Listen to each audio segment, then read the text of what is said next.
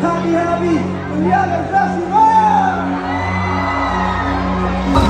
guys! So dito po kami sa Naligan. So guys,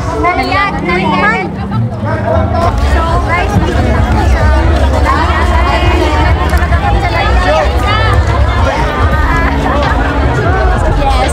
Hi guys, it's Mikai. Today out with my friends on KZ and KJ's concert, and we are almost late, so we drive off fast. And the traffic was pero guess what? Talagang itong concert na to ay pang relapse talaga, yung literal na relapse. Pero sa akin yung relapse ko is yung mga nawala akong pera.